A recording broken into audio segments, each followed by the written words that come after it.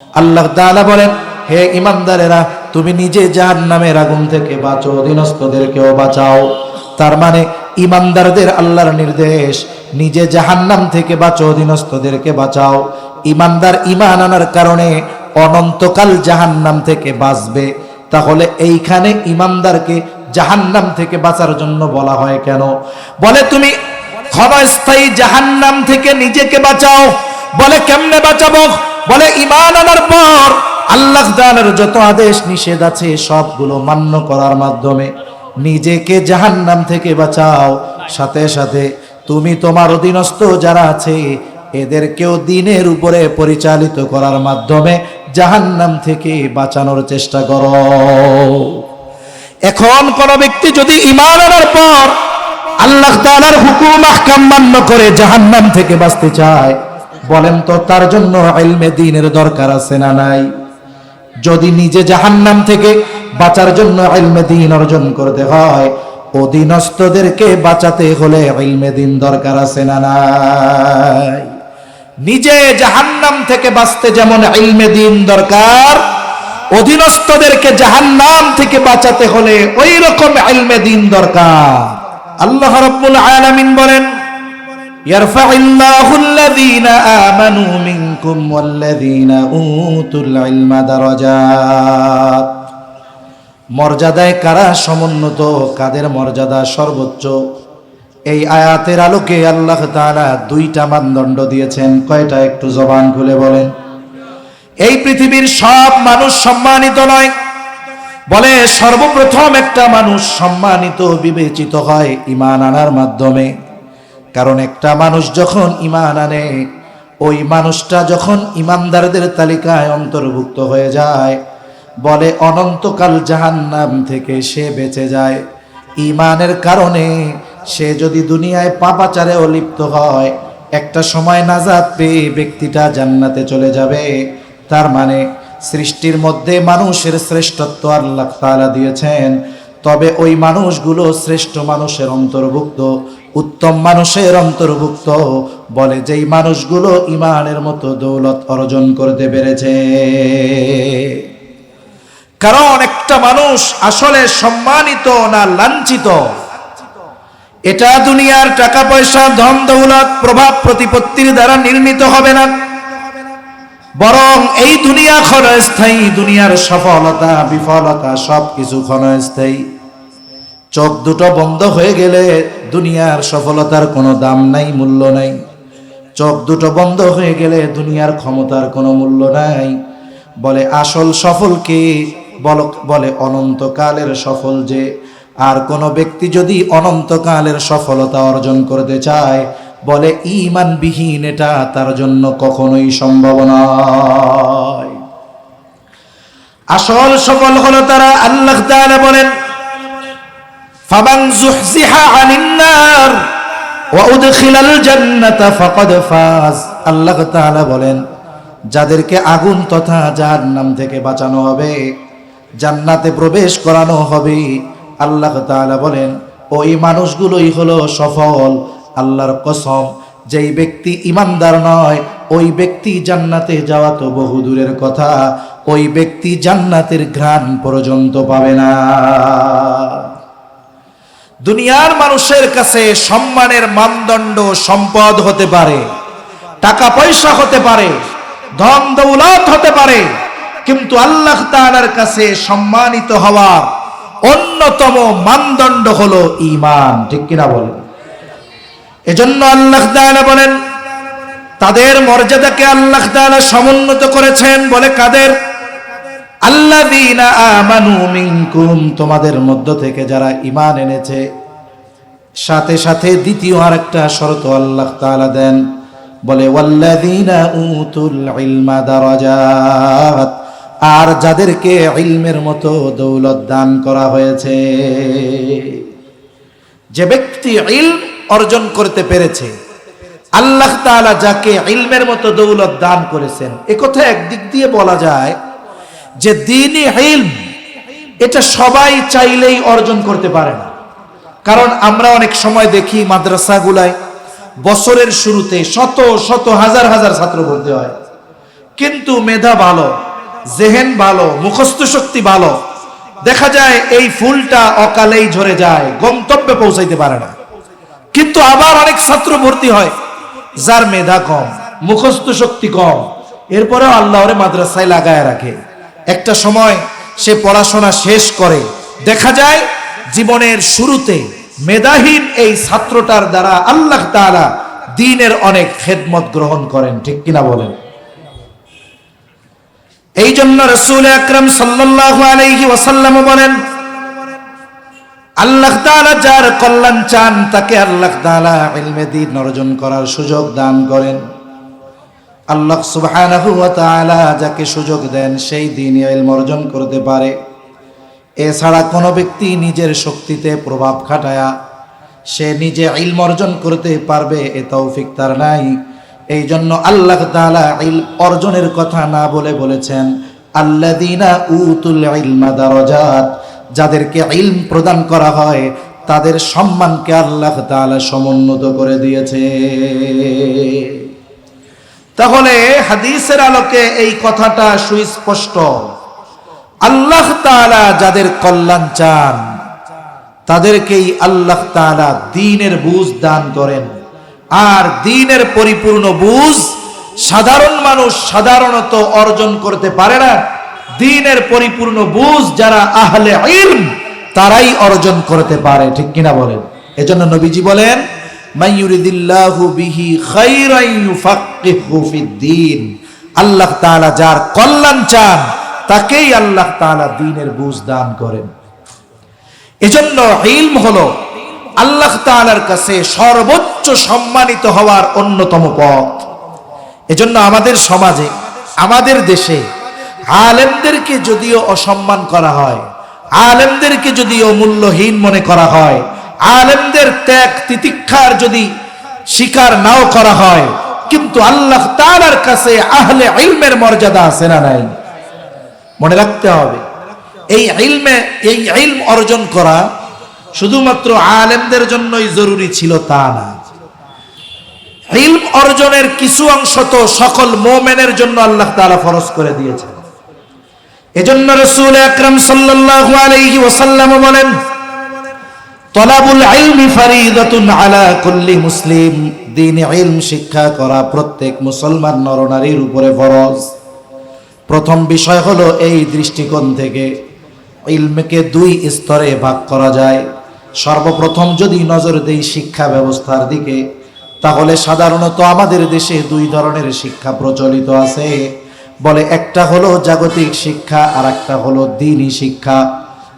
একটা হলো জাগতিক শিক্ষা আর একটা হলো দ্বীনি শিক্ষা। কিছু মানুষ আবার বলে একটা হলো দুনিয়াবী শিক্ষা আর একটা হলো পরকালীন শিক্ষা। তার মানে মাদ্রাসা শিক্ষাকে পরকালীন শিক্ষা বলে, কোরআন হাদিসের শিক্ষাকে পরকালীন শিক্ষা বলে। কিন্তু যারা কোরআন হাদিসের শিক্ষাকে পরকালীন শিক্ষা বলে এটা তাদের ভুল চিন্তা ভাবনা। বলে কেন? বলেন তো, কোরআন হাদিসের এই জ্ঞান এ কি শুধু মরার পরে লাগে, মরার আগে লাগে না? জোরে বলেন, লাগে কি লাগে না? নবীজি সাল্লাল্লাহু আলাইহি ওয়াসাল্লাম বিদায় হজের সময় কি বলে গেছেন? নবীজি সাল্লাল্লাহু আলাইহি ওয়াসাল্লাম বলেন তারাকতু ফীকুম আমরাইন লান তাদিল্লু মা তামাসসাকতুম বিহিমা কিতাবাল্লাহি ওয়া সুন্নাত রাসূলিহি। নবীজি সাল্লাল্লাহু আলাইহি ওয়াসাল্লাম বলেন আমি তোমাদের জন্য দুটো জিনিস রেখে গেলাম। কয়টা জিনিস? জোরে বলেন কয়টা? নবীজি এরপরে বলেন লান তাদিল্লু মা তামাসসাকতুম বিহিমা, যদি এই দুইটা জিনিসকে তোমরা আঁকড়ে ধরো, তার মানে ধরে রাখলে হবে না, বলে এই দুই জিনিসের আলোকে যদি তোমরা দুনিয়ার জিন্দেগি পরিচালিত করো, নবীজি বলেন লান তাদিল্লু, তাহলে তোমরা কখনো পথচ্যুত হবে না। সেটা কি? বলে সেটা হলো কোরআন আর নবীর সুন্নাহ। এখন বলেন কোরআন সুন্নাহ এই দ্বীন ইলম এটা কি শুধু আখিরাতে কাজে লাগবে, দুনিয়ায় কাজে লাগাতে হবে না? কিন্তু আফসোস আমাদের দেশের কিছু মানুষ মনে করে এই কোরআন সুন্নাহর কাজ হইল মরার পরে, এজন্য যখন মানুষ মারা যায় তখন কোরআন তাক থেকে বার করে তিলাওয়াত করে সওয়াবের আশায়।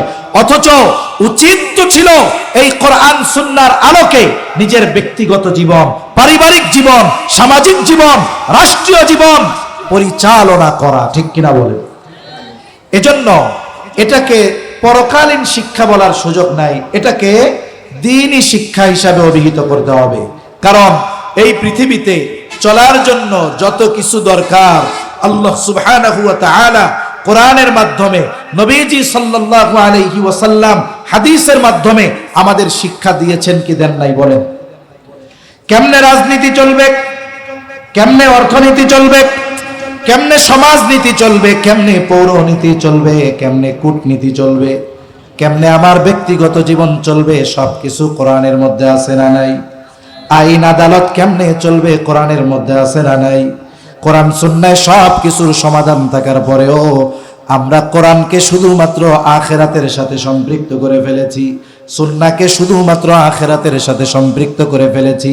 এটা আমাদের জন্য নিতান্তই বোকামি।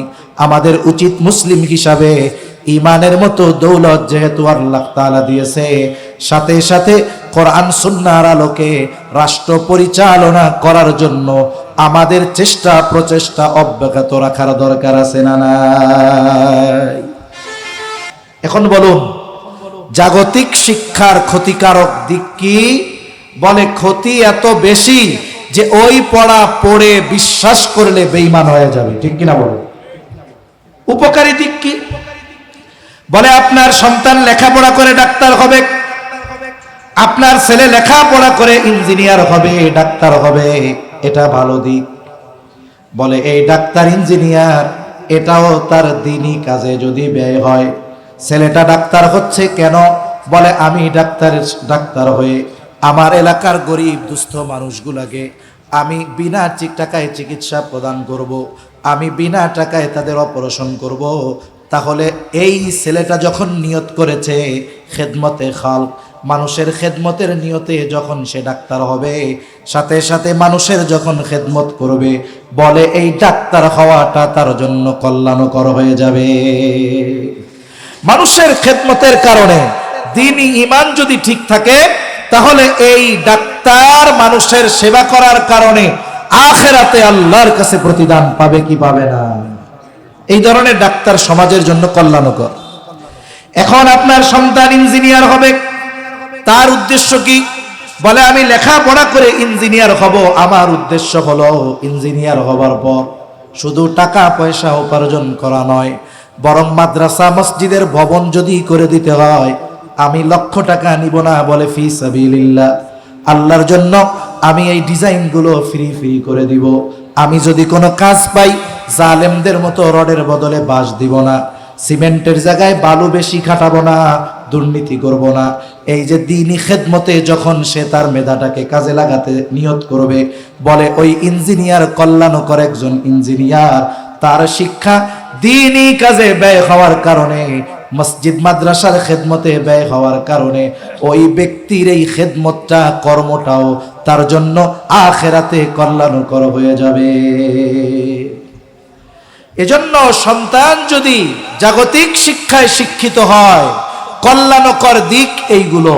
যদি আবার ওই বায়োলজি পড়তে গিয়ে ডারউইনের মতবাদ বিশ্বাস করে নেয়, তাহলে তো বড় ক্ষতি, ঈমান চলে যাবে, ঠিক কিনা বলেন? আমি একটা দুইটা উদাহরণ শুধু বললাম এই কারণে যে জাগতিক শিক্ষার যে উপকারী দিক নাই তা না, বরং উপকারী দিক কখন হবে? বলে যখন ওই জ্ঞানটাকে সে দ্বীনের খেদমতে কাজে লাগাবে, ঠিক কিনা বলে? দ্বীনের খেদমত বলতে শুধু মাদ্রাসা মসজিদ বলি নাই। ওই যে ডাক্তার মাদ্রাসায় মাসে একদিন আসে, যে অসহায় দরিদ্র ছাত্রদের ওই হেলথ চেক আপ করে, স্বাস্থ্য দেখে, বলে এই যে দ্বীনের খেদমতে তার জ্ঞানকে কাজে লাগাচ্ছে, এই কারণে এটা তার জন্য উপকারী হবে দুনিয়া আখিরাতে, ঠিক কিনা? এবার আসেন দ্বীনি ইলম, যেটা দ্বীনি ইলমের সিলেবাস, এটা দুনিয়ার কোনো মানুষ প্রণয়ন করে নাই। দ্বীনি ইলম এর সিলেবাস প্রণয়ন করেছেন স্বয়ং কে? জোরে বলেন, আরো জোরে বলেন কে? এই পৃথিবীতে সর্বপ্রথম যিনি ক্লাস 10-এ পড়েছেন, এই বই প্রণয়ন করেছে 10 পাস করে নাই এমন লোক, ঠিক কিনা বলেন? সর্বপ্রথম যে ক্লাস 10-এ পড়ছে, এই বইটা যে লিখছে, প্রণয়ন করেছে, সেই তো ক্লাস 10-এ উঠে নাই। কারণ ক্লাস 10 এর সিলেবাস প্রণয়ন করেছে মানুষ, যে ক্লাস 10 এ পড়ে নাই সে কেমন করে ক্লাস 10 এর বই লিখলো? সেজন্য এই পৃথিবীর জাগতিক শিক্ষার উচ্চ শিক্ষায় যারা শিক্ষিত তাদের শিক্ষা পুস্তক যে প্রণয়ন করেছে সে আগে ওই জায়গায় পৌঁছাইতে পারে নাই। কথাটা মনে হয় বুঝাইতে পারে নাই, বুঝতে পারছেন? মনে করেন সর্বপ্রথম যে ক্লাস 10 এ পড়ছে একটা বই পড়ছে না ক্লাস 10 এ, তাহলে এই বইটা যে লিখছে 10 এর জন্য, সে তো আর 10 এ পড়া লোক না, সে 9 এ পড়া লোক, 8 এ পড়া লোক। এজন্য দুনিয়ার সিলেবাসের মধ্যে ত্রুটি বিচ্যুতি ভরপুর, কিন্তু দ্বীনি শিক্ষার যেই সিলেবাস কোরআন এবং সুন্নাহ এর মধ্যে কোনো ত্রুটি বিচ্যুতি নাই, কারণ এই সিলেবাসের প্রণয়নকারী স্বয়ং আল্লাহ রাব্বুল আলামিন। এখন এই দ্বীনি শিক্ষার দুইটা স্তর, বলে একটা হলো ফরজে কিফায়া আর একটা হলো ফরজে আইন। ফরজে আইন যেটা সকল মুসলমানের জন্য শেখা জরুরি। ফরজে আইনের কথাই নবীজি বলেন তলাবুল ইলমি ফারিদাতুন আলা কুল্লি মুসলিম।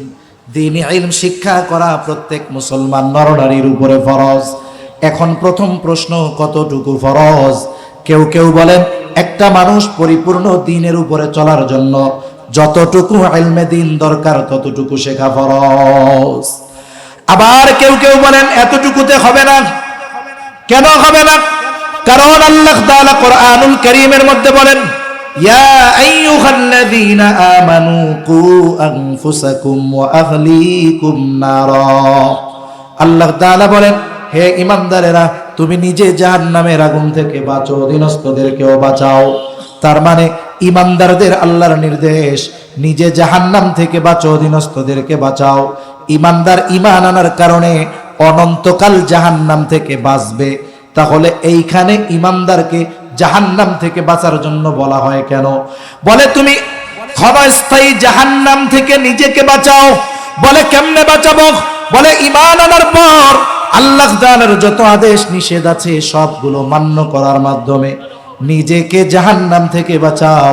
সাথে সাথে তুমি তোমার অধীনস্থ যারা আছে এদেরকেও দ্বীনের উপরে পরিচালিত করার মাধ্যমে জাহান্নাম থেকে বাঁচানোর চেষ্টা করো। এখন কোন ব্যক্তি যদি ঈমান আনার পর আল্লাহ তাআলার হুকুম আহকাম মান্য করে জাহান্নাম থেকে বাঁচতে চায়, বলেন তো তার জন্য ইলমে দ্বীনের দরকার আছে না নাই? যদি নিজে জাহান্নাম থেকে বাঁচার জন্য ইলমে দ্বীন অর্জন করতে হয়, অধীনস্থদেরকে বাঁচাতে হলে ইলমে দ্বীন দরকার আছে না নাই? নিজে জাহান্নাম থেকে বাঁচতে যেমন ইলমে দ্বীন দরকার, অধীনস্থদেরকে জাহান্নাম থেকে বাঁচাতে হলে ওই রকম ইলমে দ্বীন দরকার। এজন্য কতটুকু শেখা ফরজ? বলে নিজে জাহান্নাম থেকে বাঁচতে, অধীনস্থদেরকে বাঁচাতে যতটুকু ইলমে দ্বীন দরকার ততটুকু শেখা প্রত্যেক মুসলমানের জন্য ফরজে আইন। কিন্তু আফসোস, আমাদের সমাজে অধিকাংশ মানুষ এই পরিমাণ জ্ঞান অর্জন করে নাই। কত মানুষ আছে সারা জীবন নামাজ পড়তেছে, এখন পর্যন্ত দেখা যাবে নামাজের মাসলা মাসাইল ভালো মতো জানে না। তাহলে যে কথা মূল বলতেছি যে দ্বীন আমাদেরও শিখতে হবে, ইলম আমার জোর অর্জন করতে হবে, আমাদের অধীনস্থদেরকেও ইলম অর্জন করাতে হবে। এখন কথা হলো, যেই মানুষগুলো যেইটুকু ইলম অর্জন করা ফরজে আইন এতটুকু অর্জন করে নাই, এই মানুষগুলো কোথার থেকে শিখবে? এটা হলো প্রথম কথা। প্রথম কথা বলে আগে তো শেখার অনেক মাধ্যম ছিল। আগে হক্কানি পীর মাশায়েখের কাছে গিয়ে শিখতে পারতো, খানকায় গিয়ে। যারা ছোট মানুষ এদের আমরা মাদ্রাসায় দিয়ে শেখাতে পারবো, কিন্তু যারা একটু বয়স্ক বড় মুরব্বী এরা কোথার থেকে শিখবে? এদের শেখার জন্য যেই কয়েকটা মাধ্যম, এক নাম্বার সবচাইতে উত্তম মাধ্যম হলো দাওয়াত ও তাবলীগের মেহনতে সময় লাগানো। তাহলে দেখুন বিষয়টা হলো যে আপনি দ্বীনি ইলম অর্জন করবেন কোথায় গিয়ে? সাধারণত বয়স্ক যারা তাদের জন্য মাদ্রাসায় ভর্তি হওয়ার সুযোগ নাই, কিন্তু দাওয়াত ও তাবলীগের মেহনতে সময় লাগাবে। বলে উলামায়ে কেরামের তত্ত্বাবধানে যদি সময় লাগানো হয় লাভ আছে। কারণ আপনি যা শিখতে চান যার সাথে যাবেন তার আপনার চাইতে ওই বিষয়গুলো বেশি জানা লাগবে। আপনি যদি আলেমের সাথে যান, সময় লাগান, আশা করা যায় এটা কাজে লাগবে, দিন শেখার জন্য সহজ হবে। এইরকম হাজারো কারগুজারি আমাদের মধ্যে আছে। ওলামা একরামের তত্ত্বাবধানে 3 চিল্লা সময় দিছে, 4 মাস। কোরআন দেখা পড়তে পারতো না, 5টা সূরাও বিশুদ্ধ ছিল না। অথচ দেখুন, নামাজ পড়ার জন্য, শুদ্ধ হওয়ার জন্য কমপক্ষে 5টা সূরা সহি শুদ্ধ করে জানতে হবে। কমপক্ষে 5টা জানতে হবে। কারণ নামাজ ভাঙ্গার যেই কারণগুলো, বলে প্রথম কারণ হলো নামাজে অশুদ্ধ পড়া। এখন কোন ব্যক্তির যদি নামাজের তিলাওয়াত অশুদ্ধ থাকে, তাহলে বলেন তো তার নামাজ থাকবে না যাবে? আপনি সুন্নাত যখন পড়বেন, 4 রাকাত সুন্নাত, সূরা ফাতিহা প্রত্যেক রাকাতে পড়বেন, সাথে সাথে 4 রাকাতে কমপক্ষে 4টা সূরা লাগবে। যদি এই 5 সূরা শুদ্ধ না হয়, তাহলে দেখা যাবে জীবনের অনেক নামাজি হয়নি। ঠিক কিনা বলেন? উলামা ইকরামের তত্ত্বাবধানে দাওয়াত ও তাবলীগের সময় লাগায় হাজারো লাখো লাখো মানুষ কোরআন পড়তে পারতো না, সহি শুদ্ধভাবে কোরআন শিখেছে। যে নামাজের মাসলা মাসাইল গুলো শিখেছে, যেই সূরাগুলো মুখস্থ করেছে, সেগুলো শুদ্ধভাবে শিখেছে। এরকম হাজারো ঘটনা বলা যাবে। এই জন্য প্রথম দাওয়াত হলো এইটা। যাদের সময় আছে, সুযোগ আছে, আলহামদুলিল্লাহ, অন্ধকার কেটে গেছে। উলামা ইকরামের তত্ত্বাবধানে 31 জানুয়ারি, 1-2 ফেব্রুয়ারি ইনশাআল্লাহ বিশ্ব ইজতেমা হবে। আপনারা এখন থেকেই প্রস্তুতি নেন, যাদের সময় আছে, যে তাবলীগে ইজতেমায় গিয়ে ওইখান থেকে আল্লাহর রাস্তায় উলামা ইকরামের সাথে বের হয়ে যাব।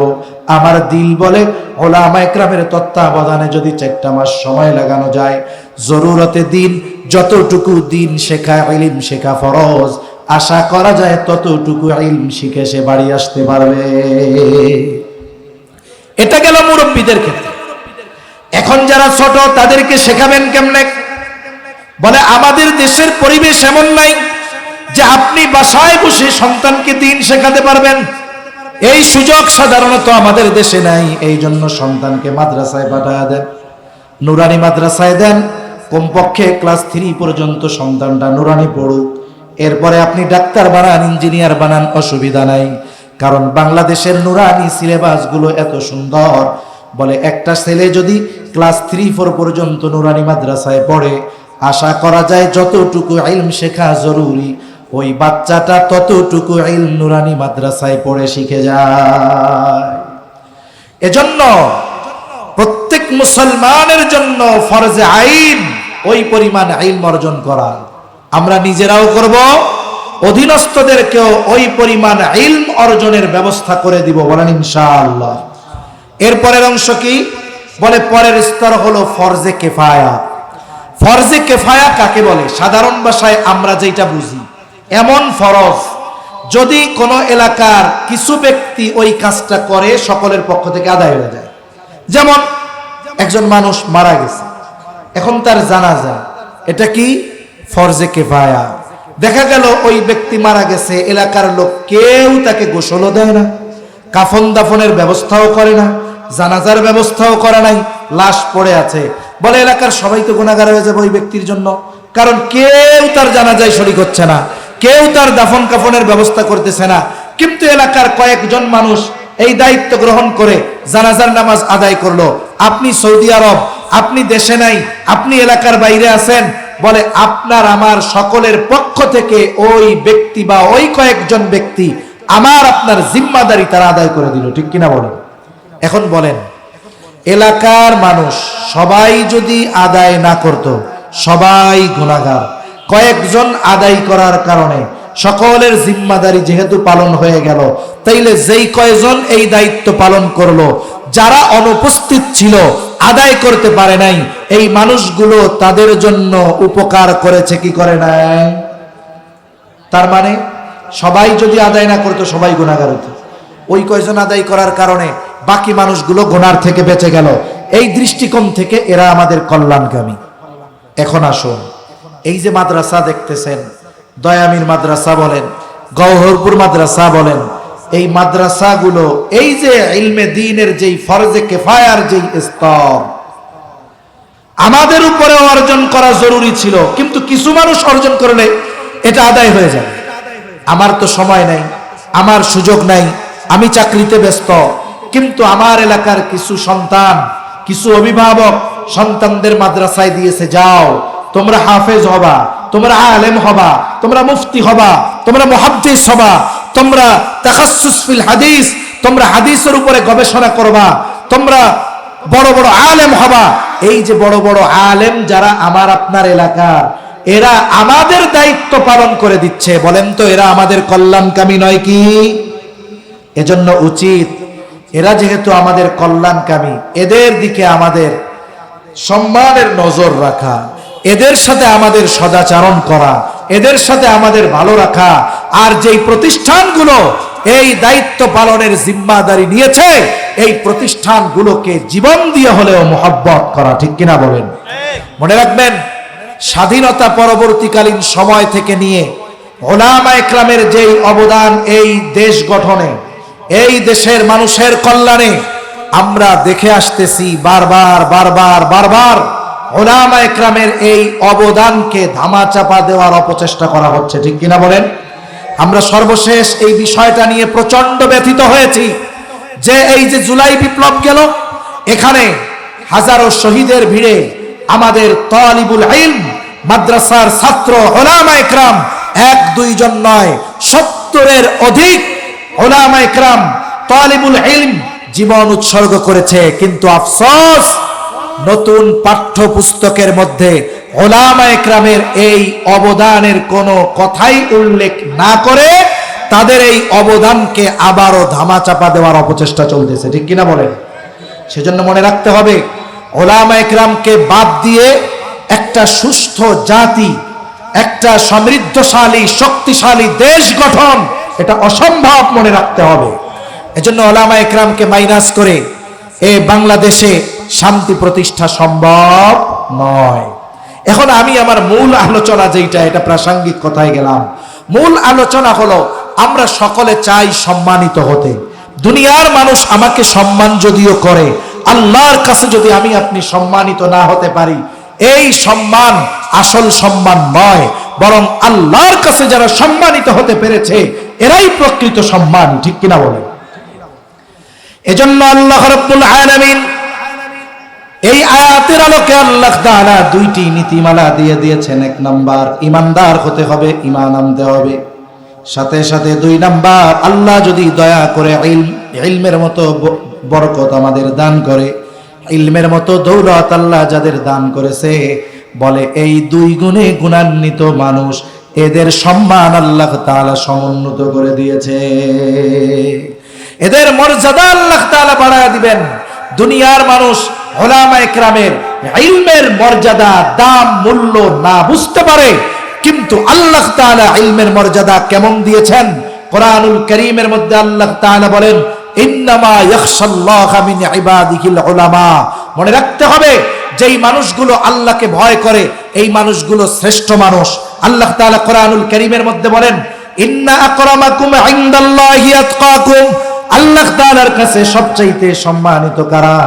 বলা যারা বেশি আল্লাহ তাআলাকে ভয় করে। এখন যদি প্রশ্ন করা হয় কারা আল্লাহকে বেশি ভয় করে, জবাবটা আল্লাহ তাআলা দিয়ে বলেন, ইন্নামা ইয়াখশাল্লাহা মিন ইবাদিহিল উলামা। মানুষের মধ্যে যারা আলেম তারাই আল্লাহকে বেশি ভয় করে। এজন্য ইলমের কারণে আল্লাহ তাআলাকে এরা বেশি ভয় করে। এজন্য আল্লাহ তাআলা এদের মর্যাদাকে সমুন্নত করে দিয়েছেন। সম্মানিত উপস্থিতি, আমি আর আলোচনা লম্বা করব না, কারণ আপনাদের এই জায়গার যে আজকের মূল আকর্ষণ মুফতি সাখাওয়াত হোসেন রাজি হাফিজাহুল্লাহ হযরত, এখন যেখানে আমাকে ওইখানে যাওয়া লাগবে। আমার প্রতি নির্দেশ যত আগে আসা যায়, কিন্তু আমি চিন্তা করতেছি যথাসময়ে পৌঁছানো আমার জন্য কঠিন। এজন্য আমারে যেই ভাই দাওয়াত দিছে, আমি খুব গুরুত্ব সহকারে বলছি যে দেখেন অবস্থা এরকম, এমন অবস্থা হয়েছে যে আপনাদের মেহমান আজকে যে ওই জায়গায়ও মেহমান সে, আমিও আবার ওই জায়গায় যাব। আমি গেলে এরপরে হযরত আসবে। অবস্থাটা এরকম যে হযরত বেশি সময় এখানে দিবে না, এজন্য বেশি সময় আপনাদের আর কষ্ট দিব না।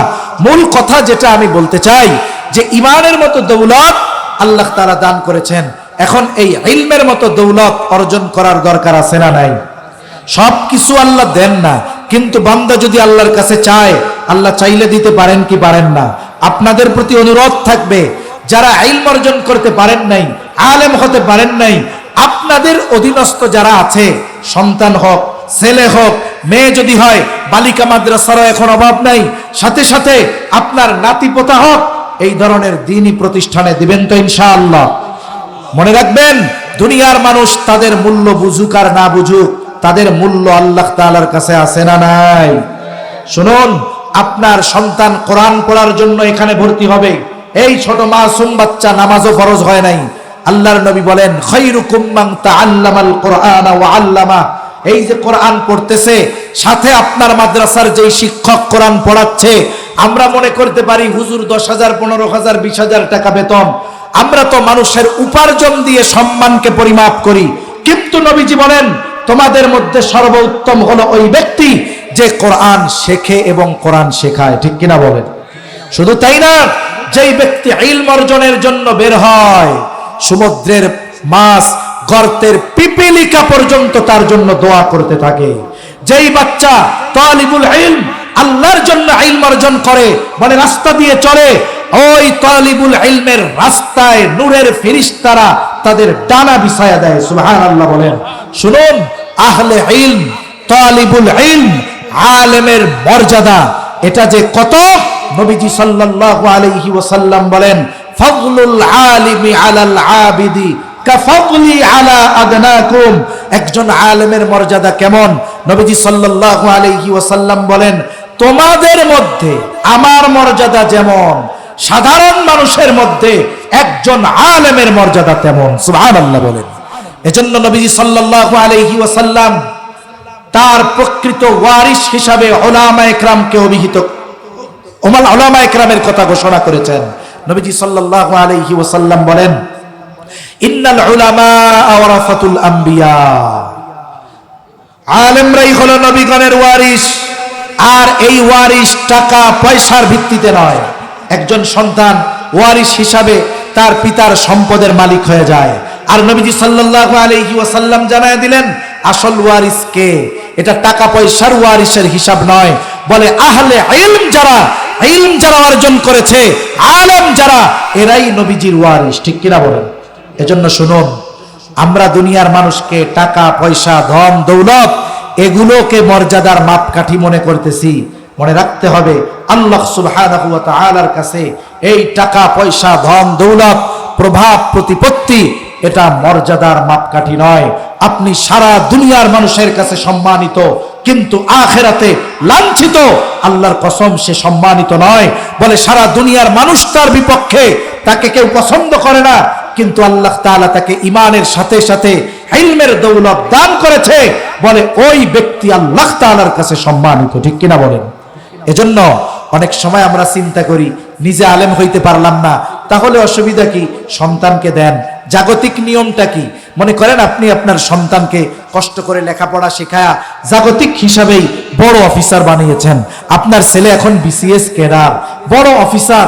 ঢাকা শহরে তাকে বড় ফ্ল্যাট দেওয়া হয়েছে। তার অফিসিয়াল কাজের জন্য তাকে একটা ব্যক্তিগত গাড়ি ব্যবহারের সুযোগ দেওয়া হয়েছে।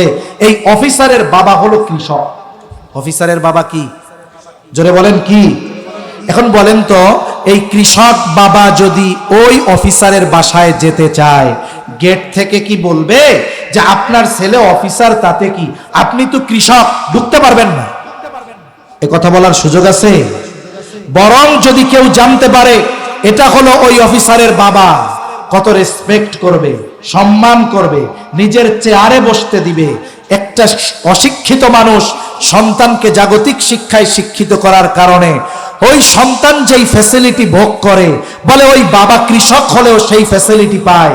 আপনি আলেম হইতে পারেন নাই, সন্তানকে আলেম বানিয়েছেন, হাফেজ বানিয়েছেন। আরে আপনার সন্তান আখিরাতে সম্মানিত। বলে আপনার যদি আমল কমও থাকে, ওই সন্তানের কারণে, আপনি আপনার সন্তান আলেম বানানোর কারণে কিয়ামতের দিন সন্তান যেই ফ্যাসিলিটি ভোগ করবে, ওই সাধারণ বাবাও সেই ফ্যাসিলিটি ভোগ করবে। ঠিক কিনা বলেন? এজন্য হতাশ হওয়ার কারণ নাই। আপনি আলেম হতে পারেন নাই, আপনার সন্তানদের আলেম বানান। তারা যখন মর্যাদায় সমুন্নত হবে, হাফেজে কোরআনকে আল্লাহ যখন বলবেন পড়তে থাকো, ইকরা ওয়ারতাকি ওয়ারাত্তিল কামা কুনতা তুরাত্তিলু ফিদ দুনিয়া ফাইন্না মানজিলাকা ইনদা আখিরি আয়াতিন তাকরাউহা। তুমি পড়ো দুনিয়াতে যেমনি তারতিলের সাথে পড়তা, যেখানে তোমার পড়া শেষ ওই জায়গায় তোমার অবস্থান। আরে বলে ওইখানে আপনি সন্তান একা যাবে তা নয়, তার অভিভাবককে নিয়ে যাবে, ঠিক কিনা বলেন? হাদিসের মধ্যে এসেছে হাফেজে কোরআনের বাপ, তাকে নূরের টুপি পরানো হবে, নূরের জোড়া পোশাক পরানো হবে। আরে উজ্জ্বলতা কত! বলে দুনিয়ায় যদি ওইটা আসতো তাহলে সূর্যের আলো ওইটার সামনে নিশ্চিহ্ন হয়ে যাইত। আরে মানুষেরা বলবে যে কি ব্যাপার, এই লোকটা তো দুনিয়ায় আলেম ছিল না, হাফেজ ছিল না, বড় আমল করে নেওয়ালা ছিল না, এত সম্মানের অধিকারী হইল কেন? বলবে নিজে হইতে পারে নাই, কিন্তু সন্তানকে আলেম বানিয়েছে। আরে সন্তান যেহেতু আল্লাহর কাছে মর্যাদাবান, ওই সন্তানের বাবাকে আল্লাহ লাঞ্ছিত করবে, অপমানিত করবে, এটা হতে পারে না। এজন্য মনে রাখবেন, ইলম হলো আল্লাহ তাআলার কাছে মর্যাদার মাপকাঠি। আপনি আমি অর্জন করতে পারি নাই, কিন্তু আমার অধীনস্থদেরকে অর্জন করাবো, বলেন ইনশাআল্লাহ। আল্লাহ সুবহানাহু ওয়া তাআলা আমাদের সকলকে এই সংক্ষিপ্ত সময়ের এলোমেলো কথাগুলো বুঝবার, প্রয়োজনীয় কথাগুলো স্মরণ রেখে আমলের কথাগুলো আমল করবার তৌফিক দান করেন। সকলে বলি আমিন। ওয়া আখিরু দাওয়ানা আনিল হামদুলিল্লাহি রাব্বিল আলামিন। আসসালামু আলাইকুম ওয়া রাহমাতুল্লাহি ওয়া বারাকাতুহু।